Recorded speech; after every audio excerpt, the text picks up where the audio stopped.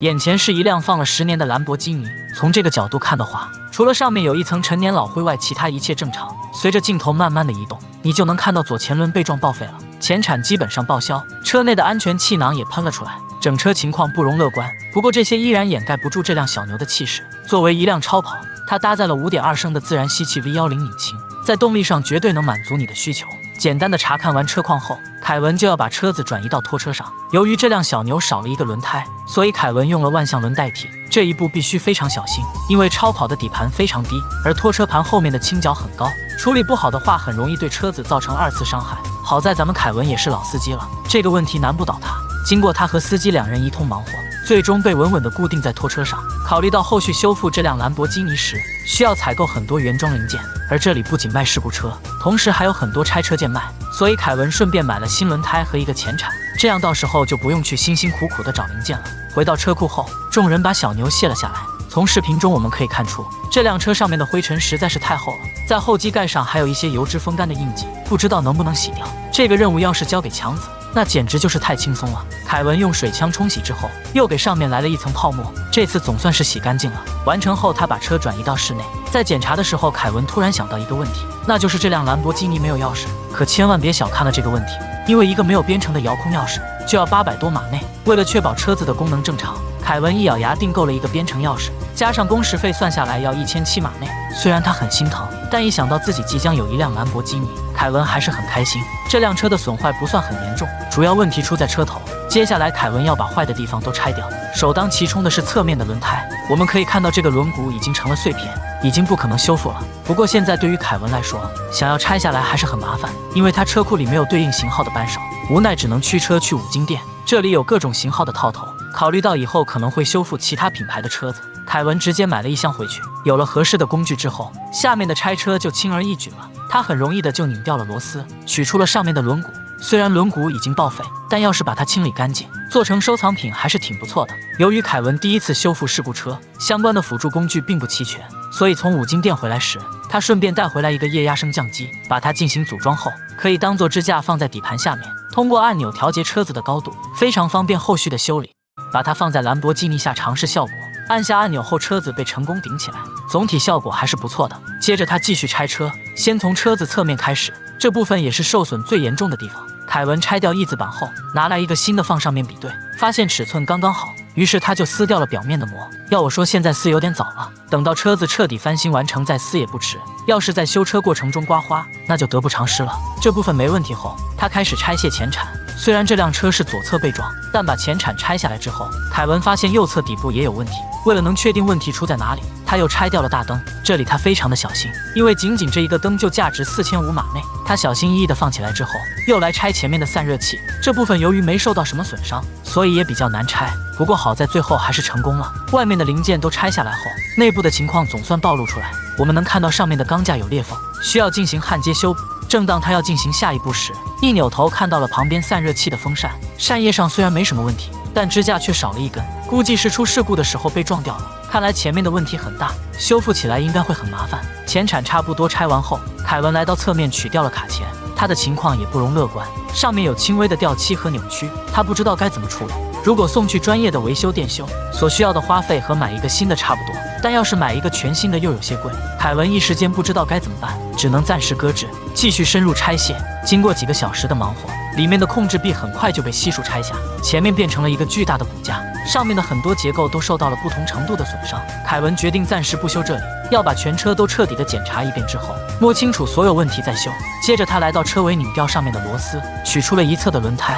从视频中我们可以看出，这个轮胎的磨损还是很严重的，上面的花纹基本上已经没了。不过这些都无所谓，因为凯文已经有了一套完好的轮胎。接着他继续深入拆里面的控制臂，由于控制臂的位置在刹车盘后面，凯文必须躺着才能接触到。原本他以为这个过程应该很轻松，但没想到上面的螺丝竟然是弯曲的。他费了9牛2虎之力，经过将近半小时的忙活，总算是得到了那根金属棒。但这个金属棒的样子太奇怪了，整体形状就是弯曲的。凯文也不能确定他天生就这样，还是后来被撞成这副模样。用手机仔细的查询之后，发现虽然原装的也有弯曲，但是和他手里的完全不一样，看来又要花钱买了。后面的基本情况摸清楚之后，这辆车的状况凯文心里就有数了，接下来就能开始正式的翻新了。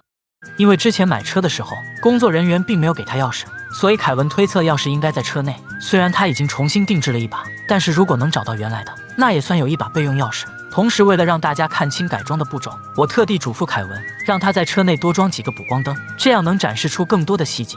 凯文的第一步打算从方向盘开始，取出里面已经破损的安全气囊。由于这是他第一次翻修超跑，所以从手法上看起来没有强子熟练，不过最后还是成功了。方向盘中间的模组被成功取出，这部分也不便宜，全新的大概需要2000码内。如果能把这个坏的卖掉，那应该能挽回一些损失。接着凯文趴在下面，要拆膝盖处的安全气囊，这部分的成色看起来很新，为了避免造成不必要的损伤，他必须非常的小心。前面的挡板差不多取出后，凯文突然发现自己忽略了一个问题，那就是挡板和控制台是连在一起的。为了能接触到内部，他下面要把整个控制台拆掉。好在表面螺丝的位置都很明显，这给他减少了很多的压力。其他地方都拆得差不多之后，凯文回到了最开始的地方，这里是挡风玻璃的下面，作业空间非常小，难度很高，这让他非常苦恼。之前有其他博主也翻新过兰博基尼，但人家的车挡风玻璃是碎的，在拆这部分零件的时候，他直接把挡风玻璃拆掉了。但凯文不能这么做，因为这辆小牛的挡风玻璃是完好无损的，贸然拆卸势必会带来不必要的麻烦，所以他只能委屈自己。经过将近1个小时的忙活，仪表盘总算是拆掉了。这个造型看起来有些独特，就像是一个摩托车头盔，不知道你们觉得像什么？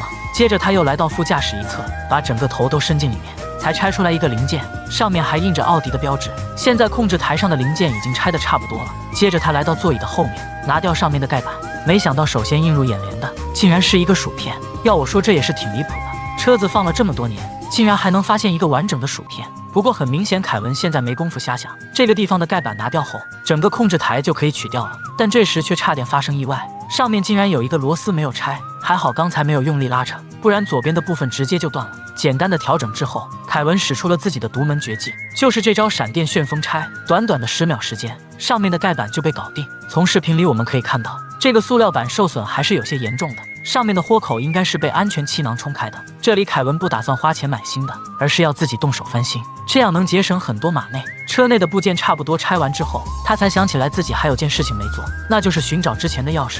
为了能更直观的寻找，他要把内部的椅子也拆下来，并没有找到原装的钥匙。不过他也没有在意，因为当初定制的钥匙已经到货了。他把门把手上的壳子拆掉，然后插入这把新钥匙，发现一切运转正常。一般来说，有了钥匙之后，下一步就要尝试发动车子，但凯文偏不这么做，他想等全部都修好后再试。目前的计划是这样的，他要把这个新框架焊接到车子，只要这部分处理完成，那么这辆兰博基尼基本上就完工了。不过有一点不太确定，那就是发动机几乎好几年都没用过了，不知道有没有老化受损。任何东西不怕用就怕放，很显然凯文并不在乎这些。确定了基本思路后，他去朋友那里借来了切割和焊接的装备。回到车库后，凯文先做了一些准备工作，把上面杂七杂八的零件都整理了一下，现在看起来整齐多了。等下他要切割的地方被眼前的2根拉杆挡住了，非常不方便操作。因为修复可不止切割和焊接这么简单，还需要打磨并上密封剂，整个过程很麻烦，所以有足够的操作空间至关重要。车上的部分完成后，凯文还要对车架进行改造，他要切掉上面的一角，这样就能和车身结构相吻合。至于和车身处连接的地方，这里他会从车架上切割，直接把它焊接上去。凯文拿来自己的工具，简单的比划了一下后，就开始了作业。这里他必须非常小心，因为这个车架是他好不容易才找到的，要是在切割中出现了闪失，那损失可就大了。整个过程他都非常的仔细。经过将近1个小时的忙活，他把和车架相连的地方切了下来，然后进行了一些调整，让这个零件和车身缺口相吻合。完成后，他拿着零件进行比对，发现尺寸刚刚好，没有出现丝毫的偏差，一切都准备就绪后，凯文打电话叫来了焊工。这位师傅有超过30年的工作经验，对于焊接超跑非常拿手。他先把接口周围进行打磨，接着把凯文之前切好的零件放上去比对，发现还是有点不合适，于是就把多余的地方都切掉。最后他对车架进行焊接。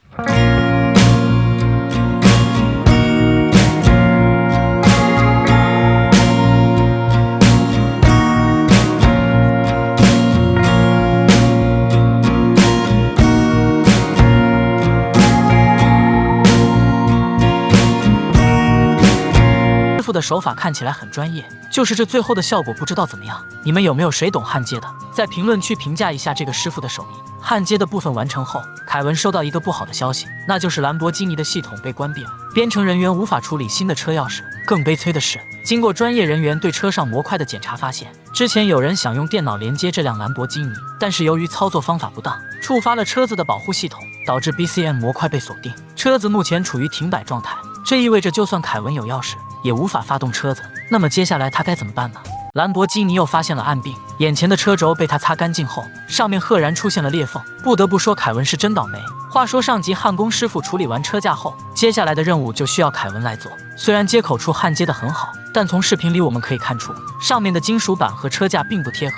他先对上面进行简单的打磨，对接口处进行了调整，然后用钳子把金属片拉下来，接着拿出锤子进行敲击，下面还垫了一个金属板条，这样敲出来会棱角分明。接下来凯文打算用铆钉固定，结果却发现材料不够了，无奈只能驱车去五金商店购买，回去后用机器钉上钉子，最后用小锤子修饰。现在车架上的裂缝基本已经闭合了，凯文给接缝处贴上胶带，要给上面涂上密封剂。眼前这个类似胶枪的东西，里面装的就是密封剂。凯文把它小心翼翼地涂到车架上。其实这一步我是有点不解的，为什么要在这里密封？之前看强子翻修兰博基尼的时候，并没有发现类似的操作，有人懂这是为什么吗？可以在评论区解答一下。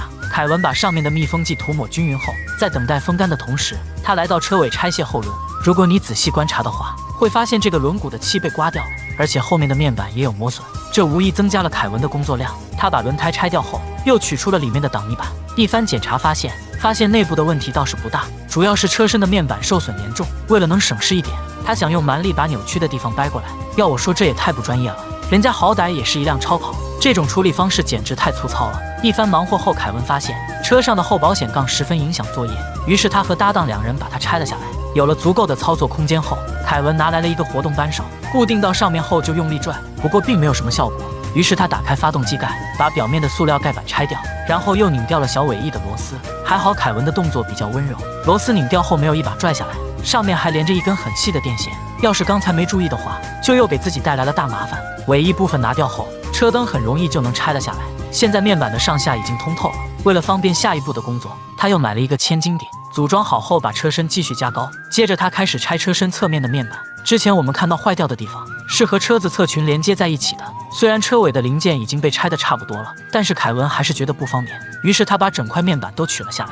不过现在还不打算进行修复，他来到前面把那根车轴拆了下来。我们可以看到上面还残留着润滑油，看起来完好无损。但当凯文把上面的润滑油擦掉后，竟然发现了裂纹。看来这辆车的问题远比他想象的要严重，这个车轴他没有能力修复，所以只能买一个全新的。这辆车目前的问题还很多，凯文的任务依然艰巨。他想给上面喷上一层灰漆，这样能让车架看起来更统一。之前从超市回来的时候，由于不知道买什么色号的漆，于是他一下子买了3瓶回来。在开始喷漆之前，凯文突然看到了地上坏掉的车轴，这玩意他自己修不了，而且也没必要修，于是就直接从德国原厂定制了一个。不得不说，他真是财大气粗，原厂定制的零件说买就买。在接下来的内容里，他将把车头两侧的散热器都装上去，调整一下挡泥板上的管道，并完善一下这边的控制臂。这一套操作下来，车头的骨架就算搭建完成了。他先把控制臂拆下来，然后拿出毛巾把车架擦拭干净。为了防止油漆喷到其他地方，凯文又用胶带贴出一个轮廓，接着拿出牛皮纸覆盖上去。看得出来他弄得很仔细，只保留了2处涂有密封胶的地方。凯文把漆均匀地喷到上面，看着效果差不多后，他把牛皮纸都撕下来。要我说，凯文有点着急了，等到彻底风干再撕也不迟。不过好在没出什么意外，看起来效果还不错。这部分完成后，接下来的一步是整理散热器的支架。他驱车来到商店，买了一些必要的小零件和几瓶油漆。想了想没有其他需要的之后，就回到了车厂。眼前手里的这个架子就是散热器支架。在开始喷漆之前，他用毛巾擦拭掉表面的脏东西。我们可以看到这里他拿出了很多零件，这些都是从不同的兰博基拆下来的，被凯文凑到了一起。擦干净之后，他把这些都拿到院子里喷漆。在等待风干的同时，他来到车库要安装控制臂。眼前这一小盒子零件是他千辛万苦才搞来的。之前他给兰博基尼的经销商打电话，想求购一些零件，他们虽然没有拒绝，但要求凯文把车开到当地的店里，由他们的师傅进行检修。这对凯文来说很显然是不可能的。这辆兰博基尼的轮子都被拆了，怎么开出去？于是他只能上二手交易网站，这里的价格比官方的还高，但没办法，只能被迫选择。虽然多花了不少马内，但凯文还是很开心的，因为在这个过程中认识了很多兰博基尼车主，扩展了自己的朋友圈。而且一想到自己也将拥有一辆兰博基尼，他就激动得不得了。现在有了基本的零件后，凯文把控制臂安装上去，这一步并不算太复杂，只需要固定上对应的螺丝就行。接着他又固定上去一个底座，这是散热器支架的底座，有它在其他地方才能稳固。这部分处理完成后，凯文拿来那个支架，这部分是套在车架口上的，他他用小锤轻轻敲击，然后在末尾钉上螺丝固定，最后再接上一个底座，散热器的支架就做好了。他拿出之前买的散热器，虽然是二手的，但功能一切正常。经过将近半个小时的忙活，车子前端的零件基本上都装上了。接下来凯文就要装车身套件。由于车子之前出了事故，所以他买了2个二手拆车件。眼前这个黄色的翼子板上面有一些轻微的凹陷和磨损，需要进一步修复才能使用。现在基本上所有的新零件都到齐了，接下来可以进行组装。凯文来到车头把摇杆装上，接着又拿来刹车盘底座。虽然之前这辆车的轮毂是坏的，但里面的零件都还很完整，基本上没受到损伤。凯文只花了不到半个小时就把刹车盘和卡钳装了上去。不知道大家还记不记得，他从废车厂回来的时候还买了一套二手轮胎，此刻他们也派上了用场。装到车上尺寸刚刚好，转动起来很顺滑。前面部分处理的差不多后，凯文拿出之前买的黄色翼子板，把它放上去和车子比对，确认没什么问题后，就把相应的螺丝拧紧了。接着他给车子加上冷却剂，然后拿出自己定制的钥匙发动车子，发现功能方面已经恢复正常。接下来他的重点是车子内饰。之前为了取掉里面的安全气囊，凯文把表面的面板全拆了，所有的零件散落在里面，看起来乱七八糟的。现在终于能装回去了。眼前的这个面板上面有一个全新的气囊，直接装上去就行了。虽然面板很容易，但整个车子的内饰却很麻烦。只见凯文一转身，就发现兰博基尼的车顶整整齐齐的放着很多零件，看来今天又有的忙了。不过路都是一步步走的，他来到车内把面板装上去，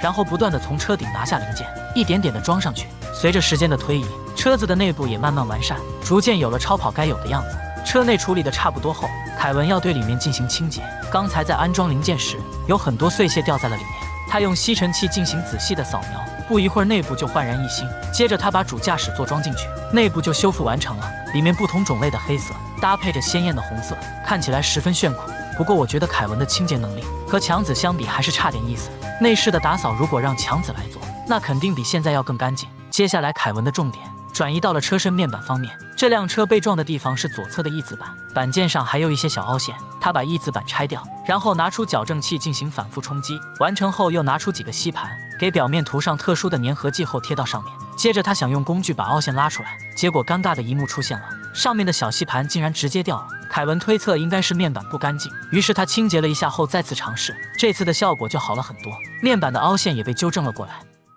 兰博基尼的翻修终于完成，此刻他正极力爆发自己的性能。从车子疯狂的状态来看，凯文是非常激动的。话说上级的车身套件装好后，接下来凯文要开始改色行动。由于车库里没有电动工具，所以全程都由他手工操作。现在正在处理的部分是他之前钣金的那块。